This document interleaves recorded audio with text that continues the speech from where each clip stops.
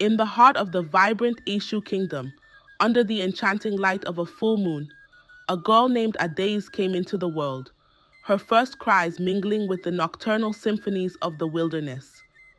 Born to a humble woodcutter and his kind-hearted wife, Adaeze was a gem in a simple setting. Despite the family's modest means, nestled on the edge of a dense forest where the woodcutter plied his trade, their home was rich with love and laughter. Adaeze grew up dancing to the rhythm of the rustling leaves and the melodic calls of the forest birds. Her parents, though not wealthy in coins, were affluent in affection and taught her to appreciate the beauty in every little aspect of life. Adaeze's father would often carve small animals from wood scraps, bringing them to life with stories of the forest, while her mother sang lullabies that seemed to weave peace into the very air. However, their idyllic life was shadowed by fragility. Adaeze's parents battled recurring ailments, exacerbated by their arduous work and the damp, unforgiving chill of the forest nights. By the time Adaeze was 12, the relentless grip of illness claimed them both, leaving her in a world that suddenly seemed stark and immense. The care of Adaeze fell to her stepmother, who had married her father in the waning years of his life. With her came two daughters from a previous union, both close to Adaeze's age but distant in spirit. Unlike Adaeze, whose beauty was matched by her graciousness and gentle strength, her stepsisters harbored a bitterness that festered deep within, fueled by envy. They resented the affection and praise Adaeze effortlessly won from those around her, including the casual admirers in the village whose eyes lingered longer on Adaeze than on them. The transition was harsh. Her stepmother, a stern woman with sharp eyes and a sharper tongue, saw Adaeze's charm as a threat to her own daughter's prospects. Under her authority, Adaeze's life transformed from one of freedom and joy to servitude and obscurity. Assigned the lowliest chores and dressed in the plainest clothes, Adaeze's radiant smile became a rare sight, reserved for solitary moments when she could escape to the forest that had cradled her childhood. Here, in the heart of the wilderness that had nurtured her, Adaeze found brief respite, clinging to the memories of her parents' love and the hope that something might yet change her fortunes. One day, as the sisters grew older, excitement rippled through the Eshu Kingdom as the king announced a grand festival to select a bride for his son, Prince Eze. This event was to be a celebration of beauty, talent, and grace, attracting hopefuls from across the kingdom. Adaeze's step-family was abuzz with anticipation, consumed by preparations to ensure the stepsisters would shine at the festival, seeing it as their chance to ascend to royalty. The stepmother, determined to secure a royal connection, spared no expense for her biological daughters. They were fitted with the most exquisite dresses and practiced etiquette and graceful dances, aiming to capture the prince's attention. In stark contrast, Adaeze was burdened with additional chores and strategically kept away from any preparation that might allow her to attend. Her stepmother feared that Adaeze's natural elegance and striking beauty, if seen by the prince, would eclipse her own daughters. On the eve of the festival, with her heart heavy with sorrow and a sense of abandonment, Adaeze sought solace where she felt closest to her deceased parents, at her mother's grave.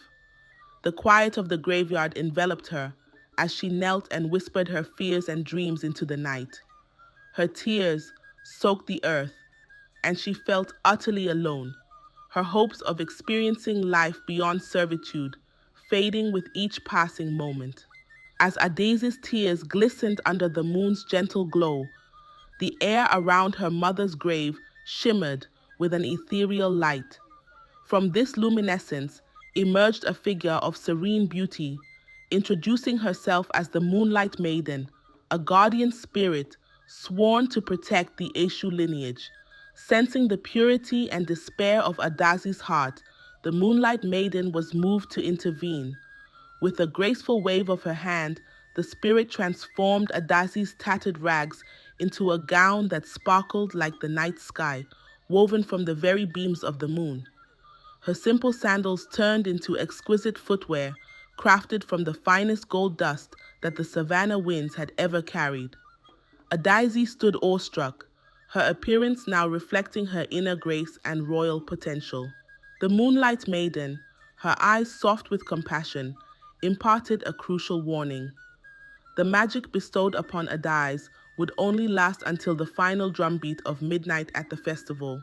She urged Adaeze to make the most of the night, to let her true self shine brightly at the event, but to be wary of the time. With these parting words, the spirit slowly faded into the night, leaving behind a trail of silvery mist and a renewed sense of hope in Adaeze's heart. Empowered by this miraculous transformation and the guardian's words, Adaeze set off towards the festival, her heart pounding with a mix of excitement and nervous anticipation. The festival was in full swing when Adaeze arrived, her presence heralded by whispers that turned into awed silence as she stepped into the light. The radiant gown and golden sandals shimmered with every step she took, casting soft glows on the faces of the enchanted onlookers. Prince Eze, amid the revelry, caught a glimpse of Adaeze and was instantly captivated by her ethereal beauty and the quiet dignity with which she carried herself. Throughout the evening, Adaeze moved with a grace that seemed to weave a spell over the court. Her humility and kindness in interactions were apparent, drawing many admirers, but her eyes were always aware of the ticking clock, mindful of the Moonlight Maiden's warning. As the evening progressed, Prince Eze, moved by her elegance and intrigued by her mysterious aura, attempted to approach her. However, as the final drumbeat echoed through the grand hall, marking the approach of midnight, panic gripped Adaeze. Remembering the Moonlight Maiden's words, she hastily made her way through the crowd, her heart racing as she rushed to leave before the magic wore off. In her hurried escape, one of her golden sandals slipped off her foot and was left behind in the chaos. Prince Eze, reaching the spot where he had last seen her, found the golden sandal, a sole clue to the identity of the maiden who had stolen his heart.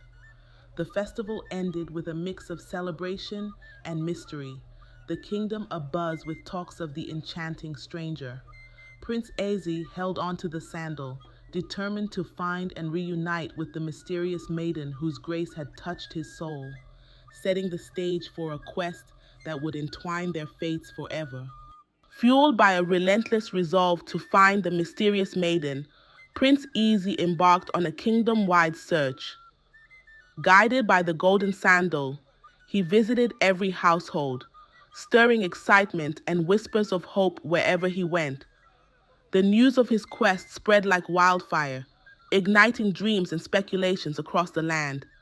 Yet no maiden he met could fit the delicate sandal. Each attempt ended in disappointment. When Prince Eze finally reached Adaeze's humble abode, a palpable tension filled the air.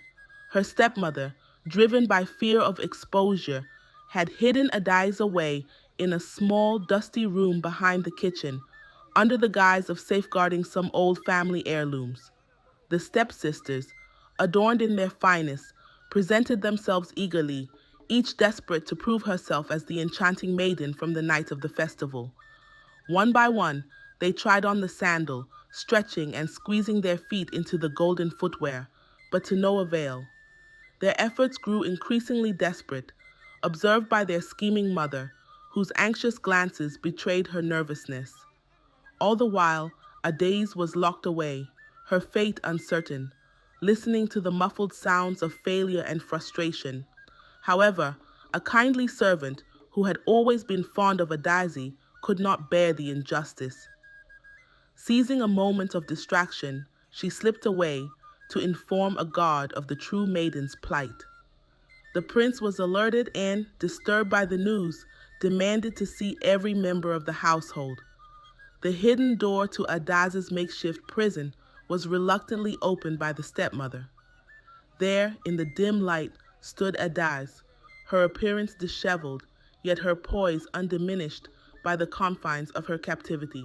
Guided gently into the light by Prince Eze, her presence silenced the room.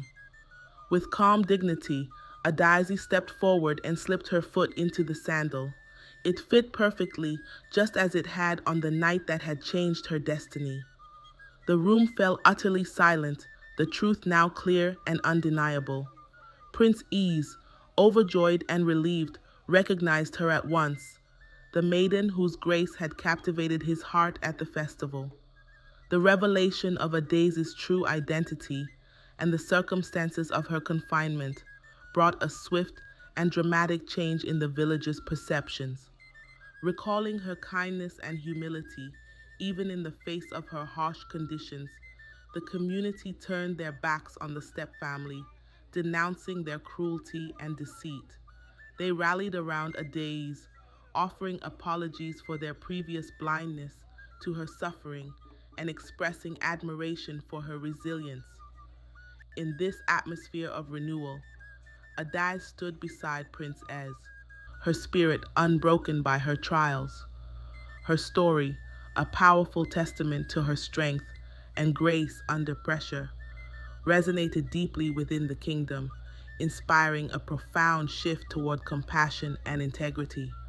As the prince and Adaeze prepared to return to the palace, the kingdom celebrated not just the finding of a bride, but the emergence of a true leader in Adaeze. Her journey from ashes to royalty promised a future of benevolent governance and renewed unity, marking the beginning of a golden era for the Eshu Kingdom.